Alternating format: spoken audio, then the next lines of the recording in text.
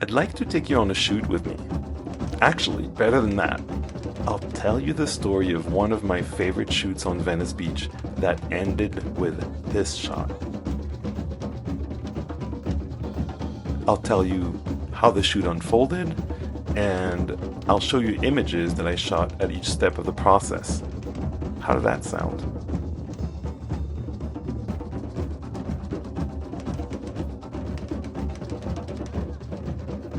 But before I describe how I bumped into this scene, I need to give you some context. One could argue that this scene had been years in the making. I met Danielle, the main subject in this photograph, a few years back when I was shooting a project about people living in vehicles in Venice, California. At the time, Danielle was living out her Bohemian dream out of an old RV parked near Venice Beach. You see, Danielle was a regular at the weekly drum circle on Sunday afternoons. I shot a few photographs of her back then that I never published because they didn't end up fitting my project at that time. But I did share the images with her, and she was thrilled to get them. In general, I found that sharing images with my subjects is a fantastic way to build trust with them, and sometimes it even leads to new photography opportunities. After that, Danielle left Los Angeles to travel around. She told me that she lived in Hawaii for a while, and I didn't see her for years, until one day she reemerged. And of course, it was at the Venice Beach Drum Circle. Where else? It was fall 2024, and from that point I kept bumping into her almost weekly, but it didn't lead to any good photo opportunities. That's until that one Sunday afternoon in early December. Danielle shows up at the drum circle with her dog and a male friend. They carry a portable barbecue and food to cook for dinner. It seems like a great opportunity I should stick around for. Danielle is always comfortable being photographed, and she knows to ignore me and my camera. It's only 5:30 p.m., but since it's winter, the golden hour is already at its peak. I take advantage of the warm afternoon light to make a few photographs of Danielle and her friends setting up. But I quickly realize that the area behind them is too busy and distracting. It's good not to get attached to a single angle of view, especially if it doesn't quite work yet. It's tempting to start shooting from a certain angle and get that tunnel vision through the viewfinder. So it's important to constantly question whether there's a better spot to shoot from, a better angle to capture the scene from. I decide to turn my camera around. I can see that the silhouettes are getting more dramatic, and with the simpler background of the beach and the sky, the opportunities to layer are much more compelling. So I move to the other side of the scene, and I take a few shots of the couple preparing their grill with the sun setting behind them.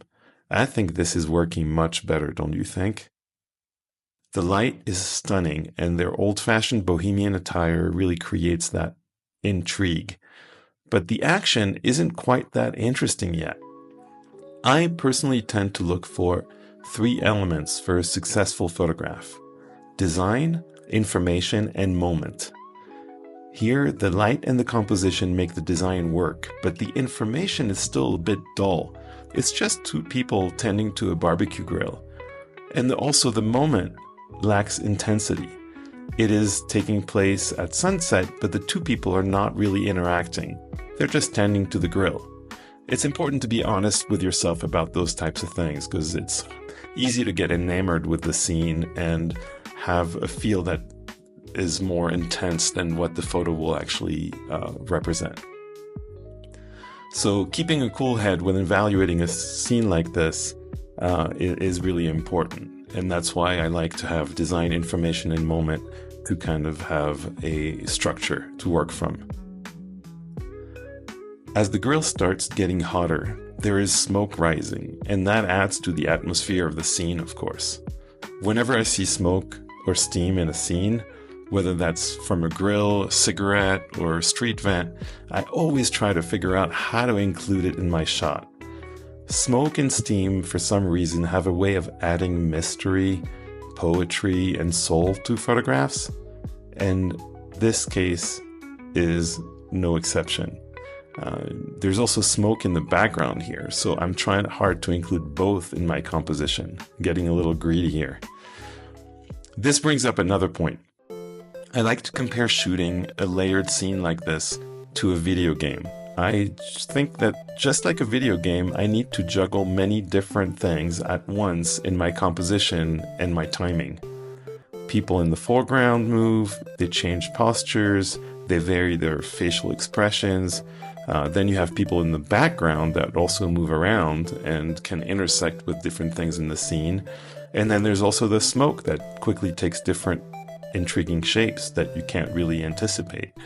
So the rule of the game is to capture moments when all these elements are at their peak and carefully detached and carefully placed in the frame, carefully composed, if you will.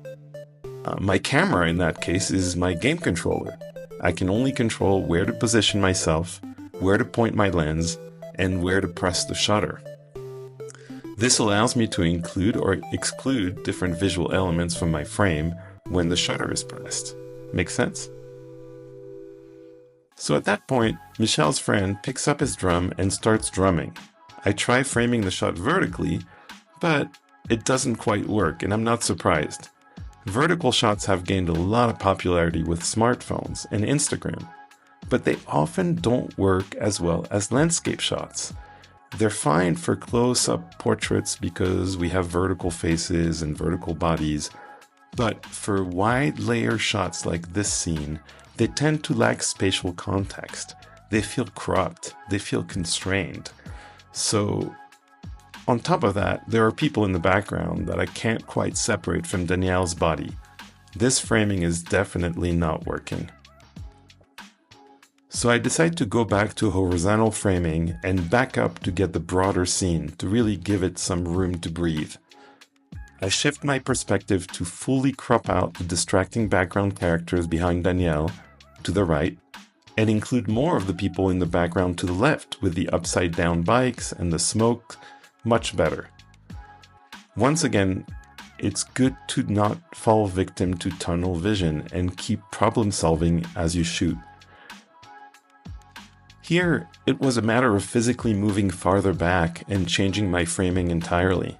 I keep shooting from this vantage point, making sure to keep enough of the barbecue at the bottom of the frame and layer everything else as best I can without overlaps. Again, it's that video game thing. Both of these images work well, and I could see using them for publication. This is a very prolific scene that keeps on giving. But why stop there with the scene at its peak? At this point, the barbecue keeps dying out.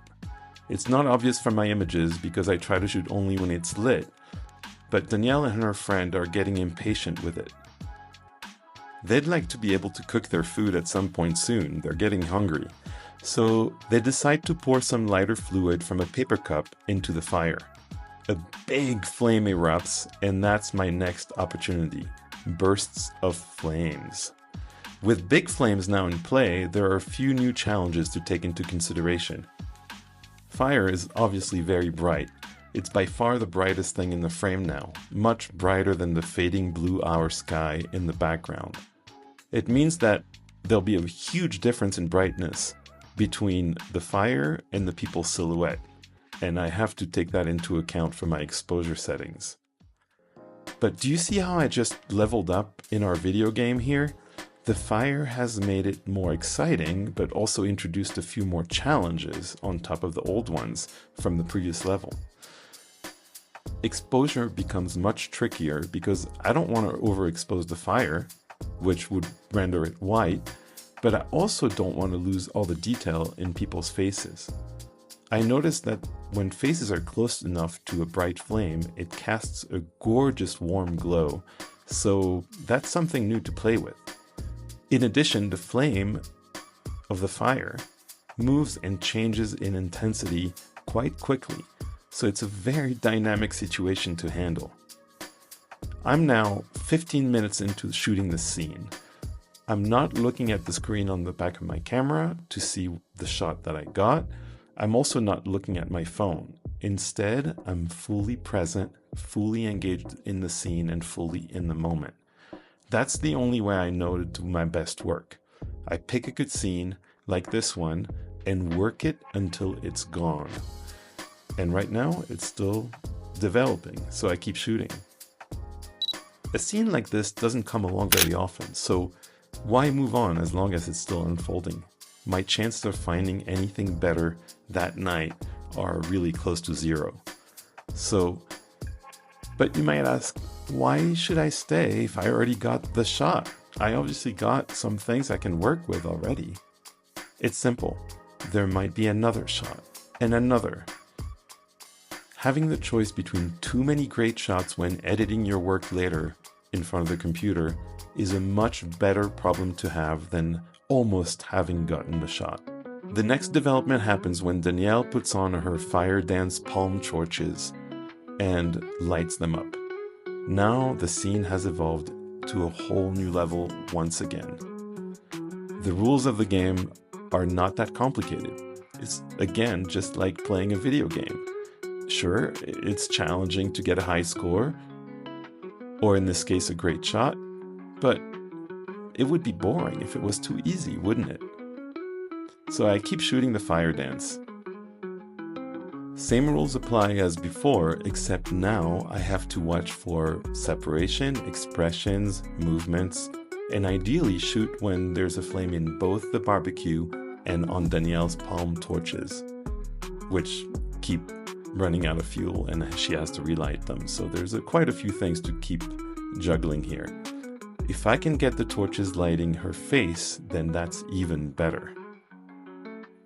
Finally, I get a shot with a flame in the barbecue, the palm torches beautifully lighting Danielle's face in a warm glow. Great facial expression, great body language, and everything is well separated, including the iconic lifeguard tower in the background. The only slight downside, if I was picky, is that in the previous shot, the drummer's hands and the other lady's hand in the background might be in a slightly better position. But I'm happy with it. I think everything else works in this shot much better. In the end, the barbecue flames die out, the palm torches are out, and the blue hour sky is fading. So now we can only see silhouettes, and they're becoming hard to separate as well. Danielle and her friends are going to start cooking over the hot coals, and the peak of the scene is over at this point. It's time to leave.